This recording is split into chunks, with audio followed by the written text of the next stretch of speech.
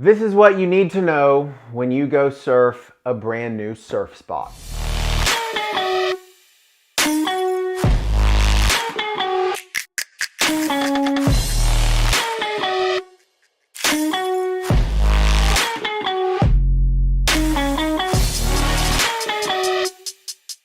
Pumping. I'm Chris Mills with SurfStrengthCoach.com. Download the free Surf Athlete app in Apple, iTunes, Google Play, whatever those are, and hit subscribe like the YouTube algorithm. I'm going to give you some tips on what you should do, should think about, and shouldn't do when you're surfing a brand new surf spot. So I'm going to rattle a couple off the top of my head, and then we're going to dive in and look at the video, because over the weekend I surfed a brand new surf spot that is fairly localized, an epic wave, and I had a resoundingly successful surf. I have also surfed all over the world at a lot of localized surf spots and do quite well, and these are the things you should be aware of so you can show up to a new surf spot, not be a dick, and end up getting some waves. Rule number one, don't be a dick. It's simply all about respect. And what I've found is, mind you, this is largely coming from having lived in Bali for quite some time. There's this new surge of new surfers that seem to be oblivious or unaware of basic surf etiquette, right? So it's all about being respectful and having a skill level that is applicable to the surf at hand, right? So if you go into a lineup and have a really hard time and consistently fail, unfortunately, and put yourself in danger and maybe others, that's an immediate way to kind of get pushed out of the lineup really quickly. But it's also about not paddling straight up to the top, making sure other people get waves, being nice, being friendly, and also having a skill level that can succeed in that surf, that whatever conditions you're in currently. But the biggest thing is, don't be a dick. Don't paddle straight up to the top. Don't get snaky. Don't get in the locals' way. Because the biggest thing, and we'll get into this in a minute, is reading the lineup and reading the people. Who are the locals? Who are the dominant alpha silverbacks of that surf spot?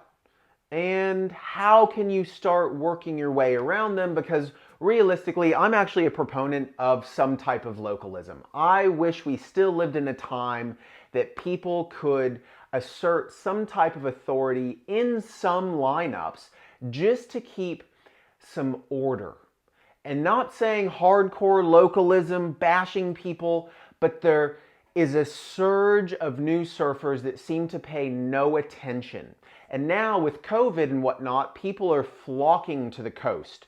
So all these waves that have been more localized are now having a flood of new surfers. So I'm actually for kind of a hierarchy, just so that there is safety and that, yes, you got to pay your dues at a surf spot and slowly climb the ladder.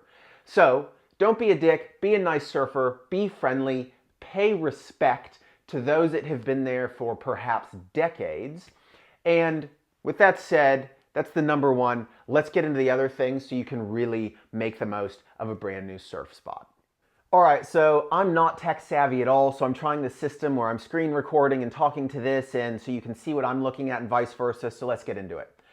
Point number one, like I said, don't be a dick. That's pretty simple. Please, just adhere to that, and it's gonna open up all sorts of opportunities across the world for you to surf.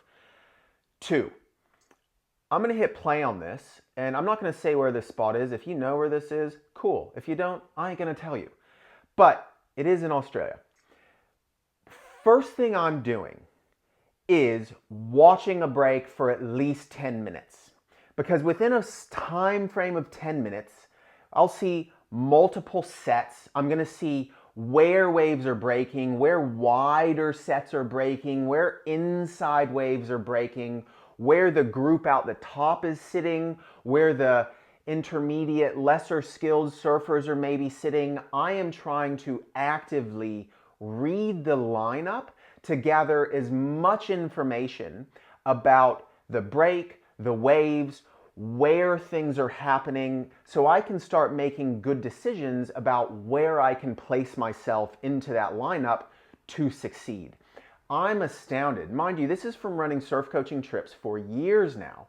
I'm astounded how often we'll pull up on a boat on a surf trip and guys will just hop in.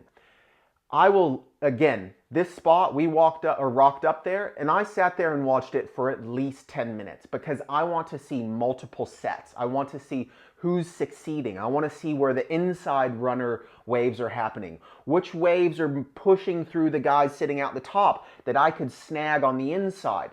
Where do I need to paddle out? All this information so I can start making better decisions.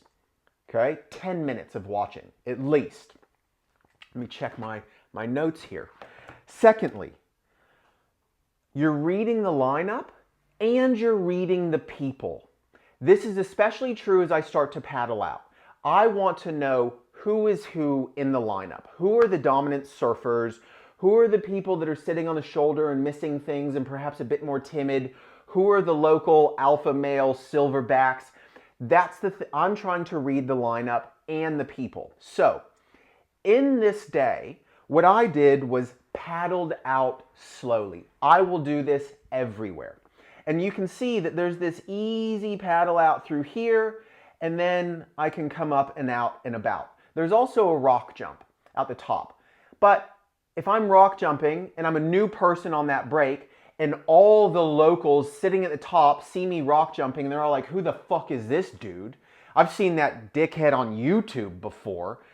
That ain't gonna be helpful, right? So I'm gonna paddle out the back, and I'm gonna paddle out slowly so that on my paddle out, I'm seeing waves push through. So I'm reading the lineup now firsthand, but I'm also reading the people. What skill levels? Is the pack on the inside more timid? Are they missing waves? Are people getting run over because it's chaos? I'm really trying to get a read on where I can most efficiently set myself in the lineup, aware of my own skills and aware of the waves that day, so that I can start really catching waves. So slow paddle out so you can read the lineup and read the people. It's the politics of a lineup. That's the truth. You need to be able to figure out who the dominant surfers are, who the less dominant surfers are, and where you can start inserting yourself based on your skill level to succeed. Now, mind you, this being a point break, you're going to end up seeing a lot of people sitting on the shoulders out of perhaps they're new surfers, perhaps they're timid, and because it's a lineup like this, it's very often specific takeoff. So you're going to have a lot of people sitting on the shoulder that are essentially just too timid or don't have the skill level to succeed here.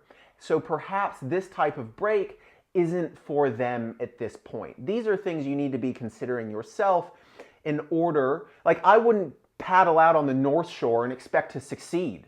I'm just some YouTube surf dude, right? And they're pro level surfers. So there is a reality of what is my skill level at this break? Can I be successful here? And you can figure that out by reading the wave and reading the people. So slowly paddle out. And I will actually sit on the inside for a while, just so I can really start seeing more of these waves come through the point. Is it wide? Is it inside? Are there waves sneaking through the top that I could grab? I'm going to need to be able to duck dive. So that's another issue. If you're kind of this intermediate spectrum surfer and you're on a high volume surfboard because you're not on low volume, higher performance boards yet, ideally, you're going to have to sit on the shoulder, so you're going to have a tough time getting waves. Because you're on a higher volume board, you can't necessarily sit on the inside because you're going to need to duck dive consistently. Where I ended up largely placing myself in this lineup was, you can see these waves coming through the top here. There was a group of the local older guys. I happen to know a couple of these older guys anyways, so that did help. That helped a lot. And I'm also often quite friendly in the water. Always hoot people, like cheer them on, tell people it was a nice wave, start this conversation by giving somebody some type of positive compliment. Surfing is ego driven, and if you tell somebody something was good, that was a sick turn, nice wave, boom, easy entry for you to just start communicating with people. But there's generally, this was a lower tide, and the morning was actually bigger than this and breaking better. But when I took this video, it was later in the day, lower tide, smaller surf. The sets were breaking out the back, and there was a group of about 6 to 8 local guys, okay? I was able to sit on the inside of them, knowing that I was going to need to duck dive a lot of waves that were pushing through, but waves would just push past them. So they were catching the sets. Some smaller sets would get just past them that I could then take if I sat on the inside a bit closer to the rocks, knowing that I'm capable, I can duck dive efficiently, I can take off on the inside and make sections. So I was catching those waves versus sitting on the shoulder hoping for a wide one, okay? So that's where I'm starting to read, but also be aware of my own skill level. What's next on it? Sitting on the shoulder, inside, right? So again, if we watch this set come through, we see this group of surfers here, okay? And we see this group of surfers up out of the top. These ones sitting way out on the shoulder are hoping that just some wide set comes in that everybody else out at the top happens to miss. That might not happen, or it's going to happen pretty rarely. But if I'm able to position myself just behind all these guys at the top, waves would sneak through them or they would fall. That's the other thing of reading surfers. There was a couple guys in the water out the back, decent surfers, but they were older guys, so they were kind of clumsy on a couple of their takeoffs. I knew that I could be ready, watch them take off, watch them fall, turn and go. Again, reading the people and being able to react to that. So I was able to position myself just inside the guys at the top, but up ahead of this lower intermediate crew that was sitting on the shoulder more on the inside. So from right here, a wave could come through that I could take off on and surf all the way down the point. So that's where we get into your skill level, being aware of it, and knowing where to place yourself in the hierarchy of the lineup to most effectively catch some waves. So that goes into the who, where, and how. Who's sitting where? Where are waves breaking? How can I most effectively place myself into the lineup to take advantage of knowing who's who, who's making waves, who's falling, where are waves pushing through in the sets, or the smaller waves pushing through? And this comes down to reading the ocean, right? Being able to read waves well. That's a whole other caveat. I don't want to rant too hard on that, but most surfers trying to progress don't pay enough attention to just reading the ocean. That is literally like a 10,000 hour kind of thing of mastery, of learning to read the energy, the physical language of energy of the ocean. That's all I'm going to say on that one. So part of this, unfortunately, is, let me play this again, is starting to also earn respect. Okay, so since I was sitting myself kind of at the top, and mind you, since I was sitting behind the local crew, when a set would come through, they'd all catch waves. I would then immediately pretty much be at the top and kind of hope a set would come before the silverbacks of the day would get back up there, paddle past me, because hey, it's their spot. I get it. I'm not going to be a dickhead. Number one rule, don't be a dick. So hoping that I'd be able to get a set before they would all paddle back to the top. But with that said, since I'm taking off at the top, part of this again goes back to your skill level. The entire lineup would see me surf, but they would see me make waves. So if I see a surfer on the inside of me or further up top make waves every time he paddles for a wave, it's now coming into my psyche that guy's turning and going, he's making this wave, right? It becomes this, his skill level, he's going to make it, I'm not going to hassle, I'm not going to get on the inside of him, right? So people down the line will notice this guy keeps falling. This guy keeps making it. And that then is kind of this earned respect to where it gets to the point of somebody maybe saw me paddling for a wave, they would automatically then assume this guy's making it, so they're not going to jockey for position on the inside. So on a point break like this, the entire lineup is basically watching you surf and starting to make judgment calls about your skill levels. Remember, it comes back to the who in the lineup, where in the lineup, and then how. How are they surfing? So without making this video too long, because it already is, for the YouTube ADD, can't pay attention more than 2 minutes kind of thing, that's how you can effectively start having more successful surfs at brand new surfs, or brand new spots. But keep in mind, so much of surfing is about becoming familiar with a lineup and understanding the nuances of the wave and being able to read the wave and knowing where it's breaking on this tide and swell direction. So first surf, always going to be a bit tedious at a brand new spot, especially if there's a crowd. Each successive surf beyond that, you're building your mental models of that wave, you're building familiarity, your face is starting to be seen in the lineup. But with all of that said, I hope me ranting about my approach to a brand new surf spot is slightly helpful, because these are things that truly can impact your ability to catch waves at a brand new spot, and you can apply this to all over the world, right? Be respectful, slow paddle outs, read the wave for at least 10 minutes, paddle out slowly, understand the politics, the who's who of the lineup, make positive, happy conversation, blow some smoke up some other surfer's ass and just the hope that he'll maybe give you a wave later in the surf session. And other than that, just surf smart. Cool?